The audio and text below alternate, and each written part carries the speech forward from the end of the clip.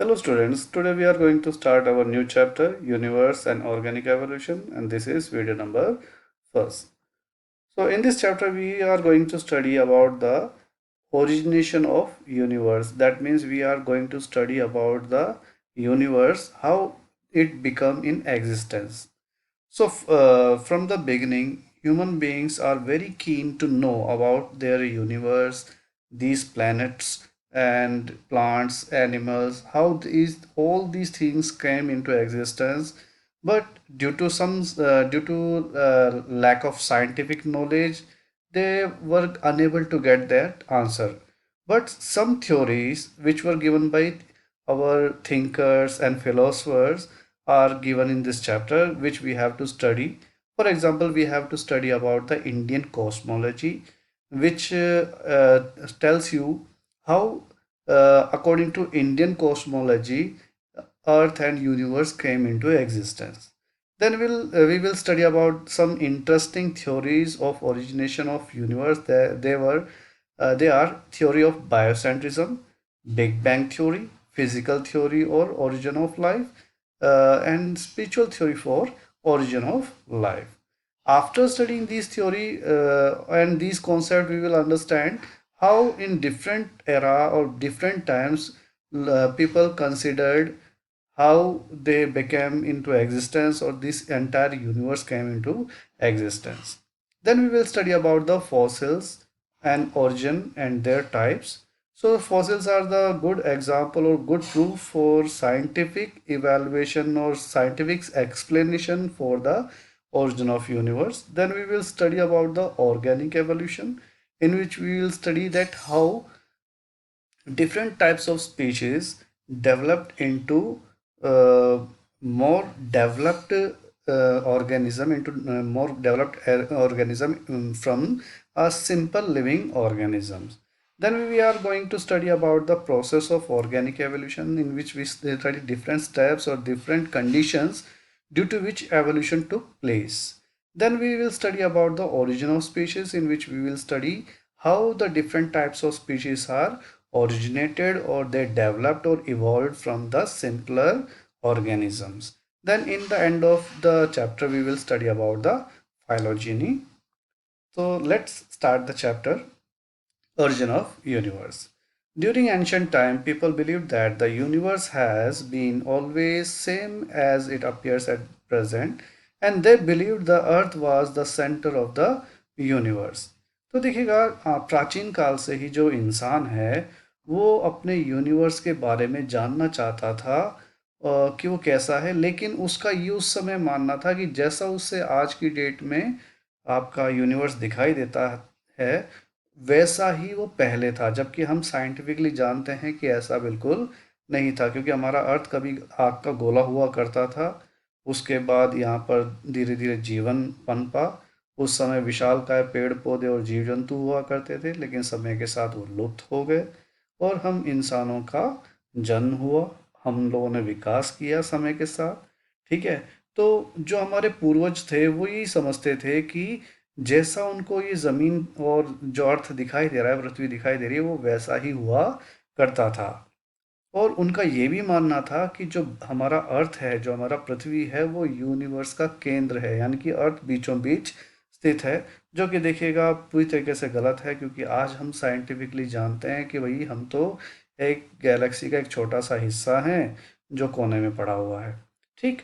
Copernicus proved that the earth was not the centre of universe. देखिए, लेकिन समय के साथ जैसे जैसे नॉलेज बढ़ी, साइंटिफिक नॉलेज लोगों की बढ़ी, तो पता लगा कि जो हमारा अर्थ है वो अर्थ क्या कहते हैं आपके यूनिवर्स के सेंटर में मौजूद नहीं है। तो इसका जो श्रेय जाता है कोपर्निकस को जाता है, जिन्होंने अपने प्रयोगों से सिद्ध किया और ये बताया कि हमारे चक्कर कोई नहीं लगाता, उल्टा हम दुनिया सूरज के चारों चक्कर लगाते हैं और ये जो सूरज है वो आपके यूनिवर्स में भटक रहा है।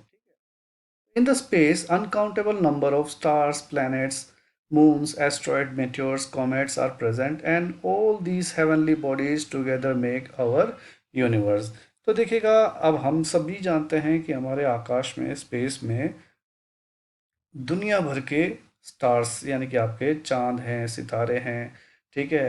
प्लैनेट्स हैं, यानी कि अलग अलग तरह के ग्रह मौजूद हैं। इसके अलावा एस्ट्रॉयड, मेटेओर्स, कॉमेट जैसे विशालकाय और छोटे छोटे पिंड भी हमारे ब्रह्मांड में मौजूद हैं, और इन सब से मिलकर के ही हमारा यूनिवर्स यानी कि ब्रह्मांड बना हुआ है। The science which deals with the study of universe is called cosmology. और देखिएगा, वो विज्ञान की शाखा जो आपके स्पेस यानी अंतरिक्ष के बारे में स्टडी करता है, उसके पिंडों के बारे में स्टडी करता है, ब्रह्मांड के बारे में स्टडी करता है, वो आपका साइंस जो है वो कॉस्मोलॉजी कहलाता है। Our earth is a small speck of universe like a dust particle in the desert. तो देखिएगा, हमारे अर्थ की बात की जाए तो इस यूनिवर्स में उसकी वही वैल्यू है जो कि रेगिस्तान में एक रेत के कण की है। यानी कि रेगिस्तान जो विशालकाय रेगिस्तान होता है, उसमें एक रेत की जो वैल्यू होती है, जस्ट उस उतनी ही वैल्यू है हमारे अर्थ की इस यूनिवर्स में। दैट मीन्स अर्थ हमारे यूनिवर्स में कोई वैल्यू ही नहीं रखता, वो जरा सा एक तिनके जितना भी नहीं है। नाउ इंडियन कॉस्मोलॉजी, तो देखिएगा, इसमें हम पढ़ेंगे कि हमारे जो फिलोसफर थे यानी दर्शन शास्त्री थे, या फिर जो हमारे विद्वान लोग थे, जो हमारे विचारक लोग जो थे, वो एक्चुअल में क्या मानते हैं हमारे यूनिवर्स के ओरिजिन के बारे में। तो philosopher and thinkers of ancient India have been debating about the origin of the universe since Vedic period. कि देखिएगा, वैदिक काल से ही हमारे भारत के दर्शन शास्त्री हों या महान विचारक हों, ये हमारे यूनिवर्स यानी कि हमारे ब्रह्मांड के ओरिजिन यानी उसके उत्पन्न होने के ऊपर हमेशा तर्क वितर्क करते रहे हैं। Knowledge of ancient sages about origin of universe can be found in Vedas. और इस बात के जो आपके प्रूफ हैं कि भाई हमारे पूर्वज जो थे वो हमारे यूनिवर्स के उत्पत्ति के बारे में जानना चाहते थे, या जो भी कुछ जानते थे वो सब आपके वेदास के अंदर आज की डेट में लिखा हुआ है, जो कि आज से हजारों साल पहले लिखा गया है। Hymns of Rigveda are the proof of it. और ऐसे ही देखिएगा, वेदों में चार मुख्य वेद हैं, जिनमें से एक ऋग्वेद है। ऋग्वेद में कुछ पंक्तियां हैं, कुछ आपके हाइम्स हैं, ठीक है, श्लोक हैं, जो कि ये बताते हैं कि हमारे पूर्वजों को कुछ हद तक जानकारी थी आपके यूनिवर्स के बनने की, उसके निर्माण की, या उसके उत्पत्ति की। Jawaharlal Nehru had mentioned these hymns in his book discovery of India. तो जवाहरलाल नेहरू जी, जो कि हमारे प्रथम प्रधानमंत्री थे देश के, उनकी एक बड़ी फेमस किताब है डिस्कवरी ऑफ इंडिया। तो उस बुक के अंदर भी उन्होंने इन श्लोकों का इस्तेमाल किया है, यानी उनको लिखा है बताने के लिए लोगों को कि हमारे वेदों में ये चीज़ें लिखी हुई हैं। और German thinker Max Muller had termed this hymn as the song of origin. तो देखिएगा, वहीं पे एक जर्मन विचारक हुआ करते थे मैक्स मूलर नाम के, काफ़ी फेमस व्यक्ति हैं। तो इन्होंने भी इसके बारे में पढ़ा था, यानी कि वेद वगैरह के बारे में इन लोगों ने स्टडी की थी। जर्मन्स ने काफ़ी स्टडी की है हमारे इंडियन प्राचीन एंशंट बुक्स की। ठीक है, आज जो उन्होंने डिस्कवरीज वगैरह की हैं उन्हीं के आधार पे की है। ठीक है। सबसे पहला जो आपका मिसाइल बनाने वाले थे जर्मन्स ही थे, तो वो भी उन्होंने वेदों से सीखा था। वेदों से वो क्या कहते हैं, मोटिवेट हुए, और उससे उन्होंने बनाया टेक्नोलॉजी, जो कि आज हमारे दुनिया में देखने को मिलता है। ठीक है। तो ये जो आपके जर्मन थिंकर्स थे, बहुत वैल्यू देते थे वेदों को, जबकि हमारे इंडियंस इतना नहीं देते हैं। खैर, जो भी है, तो इन्होंने क्या किया, इन्होंने बताया कि जो हाइम्स हैं, यानी कि जो पंक्तियां हैं, जो कि ऋग्वेद वगैरह जिस तरह वेदों में लिखा हुआ है, वो इन पंक्तियों को कहते हैं द सॉन्ग ऑफ ओरिजिन, यानी कि उत्पत्ति का गान या उत्पत्ति की का संगीत। ठीक। According to Swami Vivekananda, consciousness is divided into small units, make our universe. That means that we see around us like animals, planets, plants are the different form of consciousness. तो देखिएगा, स्वामी विवेकानंद जो हैं, उनके अगर आप विचार जानें, जो कि वेदों के बहुत ज्ञाता थे, उनका ये मानना था कि जो पूरा ब्रह्मांड है, जिसमें सारी चीज़ें जो हमें दिखाई देती, चाहे वो इंसान हो या जानवर हो या फिर हमारे दूसरे जीव जंतु या पेड़ पौधे हों, ये सब छोटे छोटे हिस्से हैं कॉन्शियसनेस के। ठीक है। तो यानी कॉन्शियसनेस के छोटे छोटे पार्ट्स हैं उनका, ये मानना था पूरा यूनिवर्स, यानी कि हर चीज़ एक ही चीज़ से बनी हुई है और सब उसी छोटे यानी उसी बड़े हिस्से का एक छोटा छोटा हिस्सा है। तो देखिए कॉन्शियसनेस यानी चेतना, तो चेतना ही सब कुछ है और उसी के छोटे छोटे हिस्से इंसानों, जानवरों, ग्रहों, नक्षत्रों में डेवलप हुए हैं। उनका ये मेन मानना है, यानी कि चेतना ही सब कुछ है, बाकी कुछ भी नहीं है। यह पूरा ब्रह्मांड चेतना से बना हुआ है। The thought of a single form is called Advaita. और ये जो विचार हैं कि सब चीज़ें एक हैं, वो सोच क्या कहलाती है? आपकी अद्वैता कहलाती है। According to Swami Vivekananda, in different ages, different people try to explain the origin of the universe, and they will try in future as well. But at the end, every belief or attempt would confirm the belief in the concept of Advaita.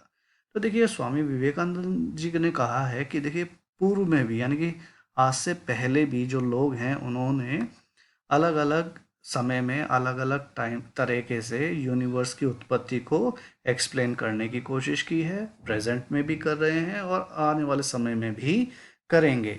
लेकिन जो भी चाहे जो भी उनके परिणाम हैं, जो उनके विश्वास हों या फिर उन्होंने जितनी भी कोशिशें की हों, ये सारी कोशिशें, ये सारी बिलीफ लास्ट में जा कर के आपके अद्वैता के जो कॉन्सेप्ट है उसी को क्या करेगा? स्टैंप लगाएगा, यानी कि उसको मानेगा। यानी कि लिटरली सबको कोई कुछ भी माने, कुछ भी खोज के लेके आए, लेकिन लास्ट में जाकर के उसको मानना ही पड़ेगा कि लिटरली पूरी दुनिया एक ही तरह की चीज़ से बनी है और वो कॉन्शियसनेस से बनी हुई है, यानी चेतना से बनी हुई है। Every object begins from a seed, reaches its maximum potential through development and evolution, and finally destroyed after producing seeds. तो देखिएगा इनका मानना है, इस कॉन्सेप्ट का मानना है, यानी कि आपका जो इंडियन कॉस्मोलॉजी है उसके अनुसार क्या कहा जाता है कि हर चीज़ किसी न किसी बीज से उसकी उत्पत्ति हुई है। ठीक है, यानी कि हर चीज़ किसी बीज से उत्पन्न हुआ है। उत्पन्न होने के बाद वो अपने मैक्सिमम पोटेंशियल तक ग्रो करता है, यानी कि जितना वो विकसित हो सकता है उतना होता है थ्रू डेवलपमेंट एंड एवोल्यूशन, यानी विकास और ग्रोथ के माध्यम से। ठीक, and finally destroyed after producing seed, और उसके बाद वो समाप्त भी हो जाता है, लेकिन सीड प्रोड्यूस करने के बाद, यानी अपने बीजों को तैयार करने के बाद। तो इसको इस तरीके से समझिएगा, like a bird comes into existence from an egg, कि एक पक्षी जो है वो अंडे से निकलता है, and then it grows and develop, और उसके बाद धीरे धीरे वो जब अंडे से निकलता है तो खाता पीता है, बड़ा होता है, विकसित होता है, एंड प्रोड्यूस मोर एग्स, और अंडे देता है, एंड देन डाइज, और इसके बाद मर जाता है। ठीक है, the cycle of egg and bird goes for ever. तो इसी तरीके से हर पक्षी पैदा होता रहता है, मरने से पहले अंडे देता है, उन अंडों से फिर चूजे निकलते हैं, और इस तरीके से एक चक्र चलना शुरू हो जाता है, और ये लगातार चलता रहता है। दैट मीन्स सीड यानी कि बर्थ, डेवलपमेंट विकास, डिस्ट्रक्शन यानी मृत्यु are fundamental rule of whole universe. यानी कि देखिएगा जन्म, उसके बाद विकास, और उसके बाद उसका डिस्ट्रक्शन, उसका नाश या संहार, ये आपके फंडामेंटल रूल है यूनिवर्स का। यानी कि जो एक बार पैदा हुआ है वो हर हाल में डिस्ट्रक्ट होगा, ख़त्म होगा। अब चाहे उसे 10 दिन का समय लगे, 10 साल का समय लगे, या 1000 साल का समय लगे, या 10,000 साल का टाइम लगे, वो डिस्ट्रक्ट होगा।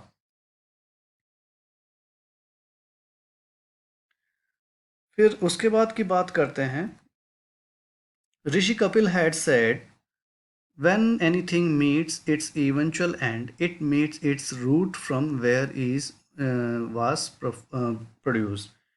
तो देखिएगा कि महर्षि कपिल हुए थे, उनका ये कहना था कि यदि कोई वस्तु या व्यक्ति जो कि मरता है वो अपने इवेंचुअल एंड से मिलता है, तो वो एक्चुअल में वो उसी जगह से जाकर के मिलता है जिससे उसकी शुरुआत हुई थी, यानी वो जहाँ से आया था उसी में जाकर के मिलता है। Human body is made of up of 5 elements, when a man dies his mortal remains end up as the 5 elements which originally composed his body. तो इनका मानना था कि देखिएगा जो इंसान है उसका शरीर जो है पंच तत्वों से मिलकर के बना हुआ है, लेकिन जब वो मरता है तो इन्हीं पंच तत्वों में विलीन हो जाता है।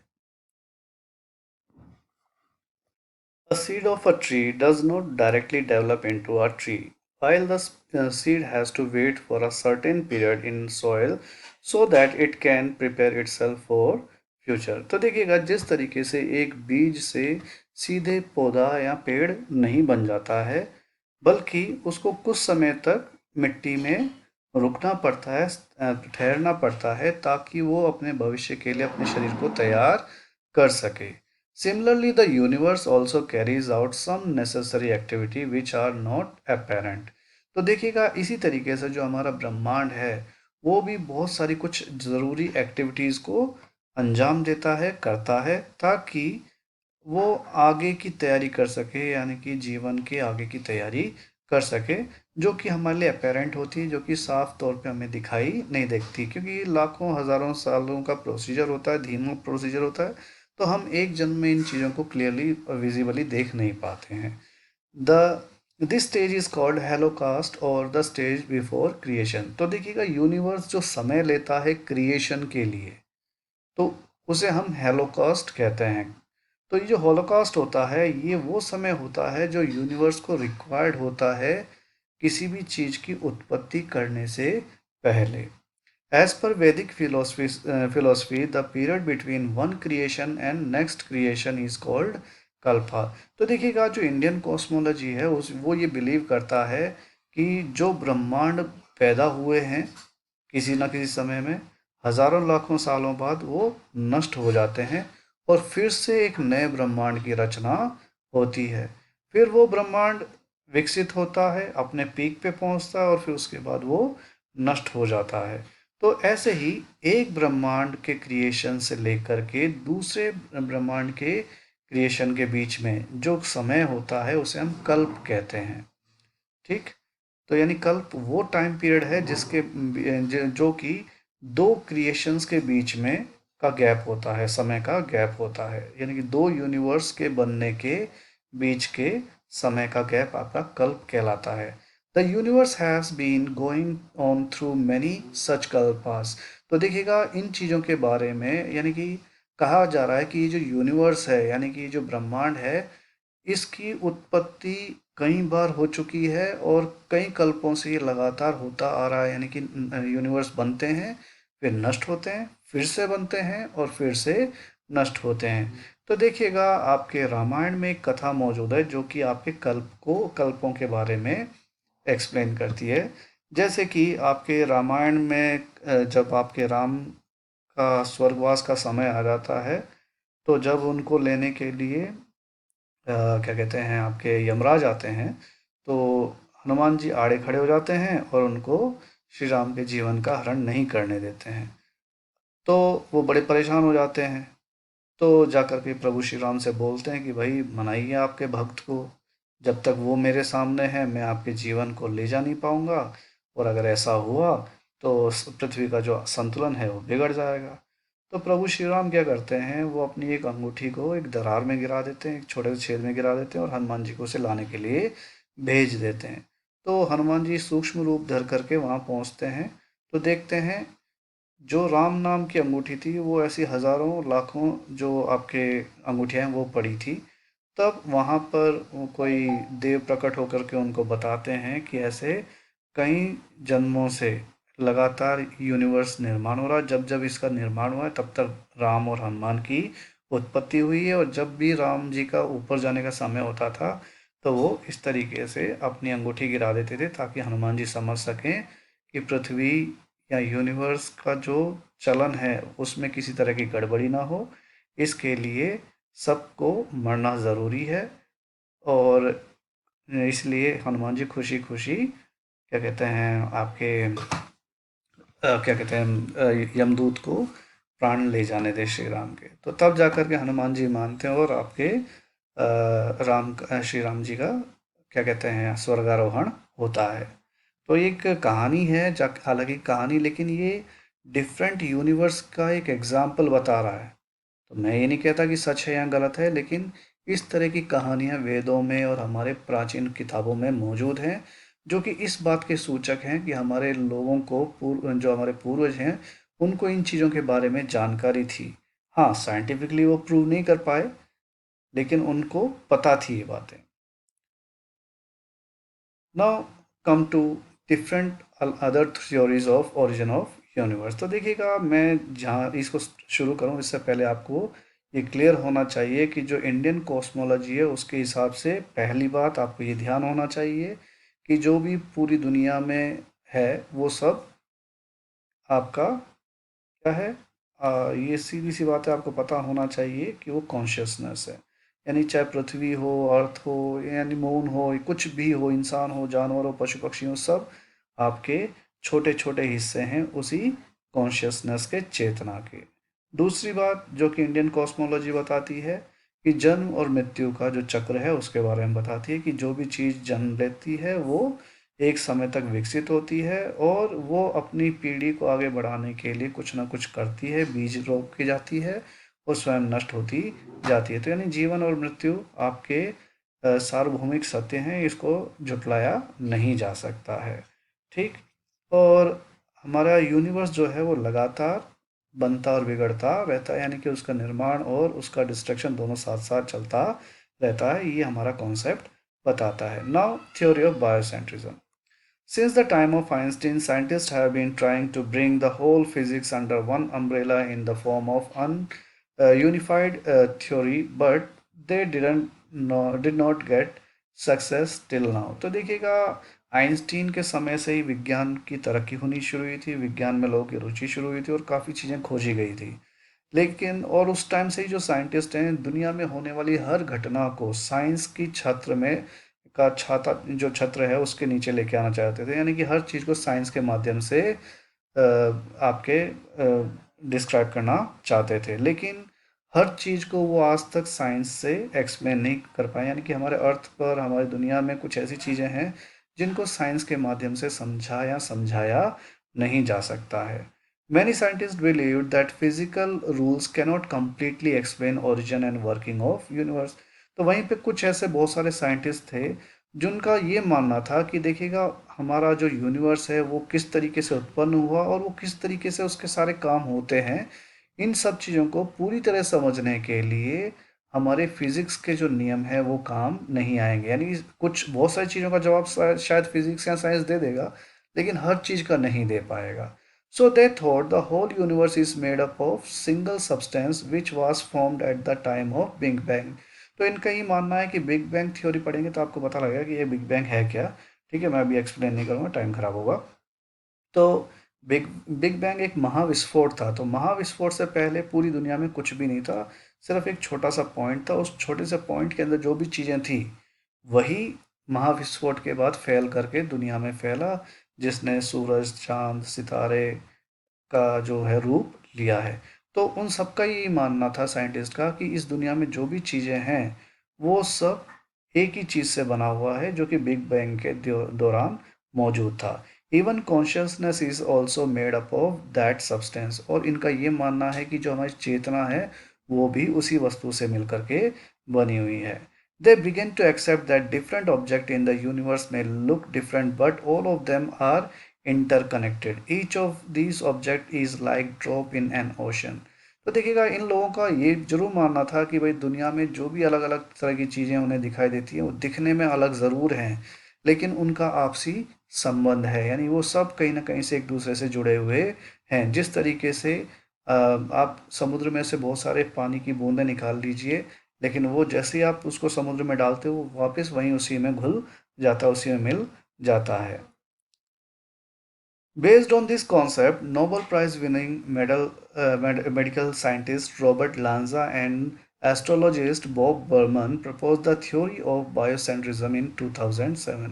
तो देखिएगा, इसी नॉलेज के आधार पे तो आप देखिएगा एक्चुअल में बायोसेंट्रिज्म की थ्योरी जो थी वो आपके एक नोबेल प्राइज विनर थे, मेडिकल साइंटिस्ट थे जिनका नाम था रॉबर्ट लांजा, और एस्ट्रोलॉजिस्ट थे जो बॉब बर्मन। ठीक है, एक खगोल विज्ञानी थे बॉब बर्मन। इन दोनों ने मिलकर के दिया था 2007 में। तो अब जो हम पढ़ने जा रहे हैं वो है एक्चुअल में आपकी बायोसेंट्रिज्म की थ्योरी।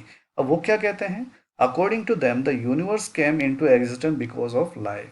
कि इनका तो मानना ही ये था कि यूनिवर्स का निर्माण ही इसलिए हुआ ताकि जीवन पैदा हो सके, यानी कि जीवन के लिए ही यूनिवर्स का निर्माण हुआ। In another word, the universe was created so that life could be created and evolve. या फिर दूसरे शब्दों में कहा जाए तो आपका यूनिवर्स जो है उसका निर्माण इसलिए हुआ ताकि जीवन की उत्पत्ति हो सके और वो इवॉल्व हो सके, यानी विकसित हो सके। Consciousness is the only path to understand the various manifestation of the universe.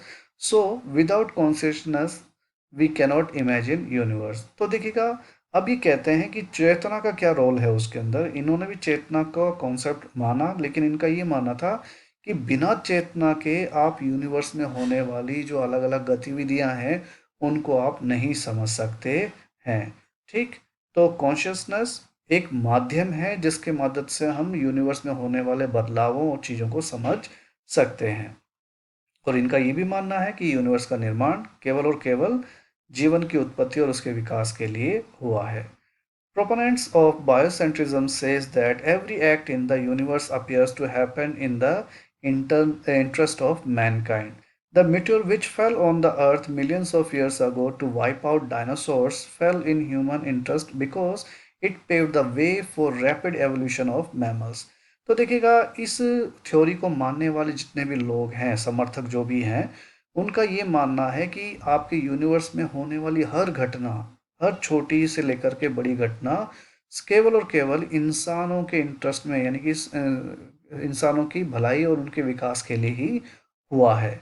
For example, आज से लाखों साल पहले एक बहुत बड़ा उल्का पिंड आकर के हमारे अर्थ पे टकराया था, जिससे अर्थ पे मौजूद सारे विशालकाय जो डायनासोर्स थे वो लुप्त हो गए, ख़त्म हो गए, जिसकी वजह से एक ऐसा रास्ता क्लियर हुआ जहाँ पे इंसान रह सके, उनके अनुकूल ज़मीन बनी, उनके अनुकूल सारी चीज़ें बनी, ताकि हम इंसान और दूसरे मैमल्स आसानी से बहुत तेज़ी से इवॉल्व हो सकें और विकसित हो सकें। तो यहाँ पे इन लोगों का ये कहना है, imagine if the size of that meteor would be larger और स्मॉलर, कि आप इमेजिन करके देखिए, अगर वो मेट्योर था सेम उस साइज़ का ना होकर के उससे बड़ा हो जाता या उससे छोटा होता तो क्या होता। तो देखिए, अगर उससे बड़ा होता तो अर्थ पर तबाही आ जाती, हो सकता है अर्थ पूरी तरीके से बर्बाद हो जाता। वहीं पे और छोटा होता तो हो सकता है कि कुछ इलाके के जो आपके डायनासोर है वो मर जाते और लेकिन कुछ इलाकों में जिंदा रह जाते और समय के साथ वो अपनी संख्या बढ़ाते और हम इंसान कभी वहाँ पे रह ही नहीं पाते, हम पैदा ही नहीं हो पाते, वो हमको पहले ही ख़त्म कर देते। Similarly both the moon sorry birth of the moon also happened in the interest of Mankind. ऐसे ही बात की जाए तो चांद की उत्पत्ति भी इंसानों के आवश्यकता के लिए ही हुई है। Collision between the earth and a planet Mars size created the moon. Imagine what would happen if the size of that planet would be more or less. तो ऐसे ही कहा जा रहा है कि देखिएगा, जो हमारा चांद है उसका निर्माण भी क्या हुआ, तब हुआ जब एक क्या कहते हैं आपके मार्स के साइज का, यानी मंगल ग्रह के साइज का एक ग्रह जो है वो हमारे पृथ्वी से आकर के टकराया। सोचो, अगर उसका साइज और बड़ा होता या छोटा होता तो क्या होता, तो डेफिनेटली चांद नहीं बनता, या तो पूरी तरीके से अर्थ तबाह हो जाता, और छोटा होता तो हमारा अर्थ उसको अपने अंदर ही समेट लेता। ठीक, तो चाँद जो है हमारे यहाँ पे अर्थ पे है, इसी की वजह से आज की डेट में हमारे अलग अलग तरह के मौसम होते हैं, हमारे ज्वार भाटे आते हैं, ठीक है, पानी में। तो ये सब चीज़ें बहुत ज़रूरी हैं हमारे अर्थ पे, हमारे जीवन के लिए। तो इसके बिना जीवन पॉसिबल नहीं था। तो देखिएगा, इसकी उत्पत्ति भी इंसानों की भलाई के लिए ही हुआ है। According to this theory, everything happened in the past were not accident but a pre-planned action of nature. तो देखिएगा, इस थ्योरी के अनुसार जो कुछ भी हमारे प्राचीन समय में हुआ, प्राचीन घटनाएं घटी, वो महज एक्सीडेंट्स नहीं थे, ये सब प्रकृति का सोचा समझा प्लान था। A physicist named Wheeler believed that the present gives shape to the future, yet evolution should be considered as pre-planned. तो देखिएगा, एक फिजिसिस्ट हुए, एक भौतिक विज्ञानी हुए जिनका नाम था व्हीलर। उनका ये मानना था कि हमारा जो आज का प्रेजेंट है वो हमारे फ्यूचर को बनाता है। तो इसी तरीके से जो एवोल्यूशन हमको देखने को मिला है, जो बदलाव जीवों में देखने को मिला है, हमारी पृथ्वी में देखने को मिला है, वो सब पहले से ही प्री प्लान्ड था। This theory is amalgamation of different sciences like philosophy and materialism. तो देखिए, ये जो थ्योरी है हमारी, ये साइंस की अलग अलग शाखाओं का एक संयोग है, जैसे आपका फिलोसफी हो गया, मेटेरियलिज्म हो गया, इनका संगम है। At the beginning no one paid attention on this theory, but using the relative quantum mechanism theory of biocentrism can be clearly explained। तो देखिए, शुरू में तो ये जो आपकी बायोसेंट्रिज्म की जो थ्योरी है उस पर लोगों ने ध्यान नहीं दिया, या फिर दूसरे साइंटिस्टों ने इसको खारिज कर दिया। क्यों? क्योंकि वो इस चीज़ों को बेवकूफ़ी मानते थे, क्योंकि हमारे एक टाइम था जब लोग जो था साइंस पे बेस्ड नॉलेज को ही किसी चीज़ का पुख्ता सबूत मानते थे, यानी कि जो भी चीज़ें हम प्रैक्टिकली करके दिखा पाते थे उसी को एक्सेप्ट किया जाता था। तो अब इन चीज़ों को प्रूव करने का कोई तरीका था नहीं। लेकिन देखिएगा, हाल ही में एक आपकी साइंस की नई शाखा जो है उसकी स्टडी शुरू हुई है, जिसे हम क्वांटम मैकेनिज्म कहते हैं। तो ये जो रिलेटिव क्वांटम मैकेनिज्म है, यानी कि अति सूक्ष्म, यानी एटम से भी छोटे लेवल पे जो चीज़ों की स्टडी होती है, टाइम जहाँ पे समय जो होता है हमारे समय के हिसाब से नहीं चलता है, दैट मीन्स बहुत ही छोटे लेवल पे हम जाते हैं, तो जो टाइम पैराडॉक्स हमारे ऊपर काम करता है वो वहाँ वैसा काम नहीं करता है। यानी कि हमारे लिए जैसे कि एक साधारण इंसान की उम्र 60 साल, 70 साल, 80 साल है, लेकिन क्वांटम मैकेनिज्म के हिसाब से ये कहना है कि अगर हम एटम से भी छोटे हो जाएं और हम बिल्कुल बेहद छोटे बारीक होकर के उस पैराडॉक्स में चले जाएं, तो समय हमारे लिए रुक जाएगा। यानी हम हज़ारों साल वहाँ से निकल होकर के भी आ जाएंगे, तो भी हमें, जब हम वापस आएंगे प्रेजेंट समय में, तो हमें ऐसा लगेगा, यानी कि हम हज़ारों साल निकाल के आए होंगे, लेकिन हमें ऐसा लगेगा कि कुछ सेकंड पहले गए थे और कुछ सेकंड बाद ही हम आ गए। यानी कि टाइम ड्यूरेशन का बहुत ज़बरदस्त डिफरेंस आ जाता है, ठीक है। तो ये आपके क्वांटम मैकेनिज्म्स आपके फिजिक्स की ही एक नई शाखा है, जो कि थोड़ी कॉम्प्लिकेटेड है, लेकिन अभी अभी हाल ही में यानी कि पढ़ना शुरू किया गया पिछले 30-40 सालों में।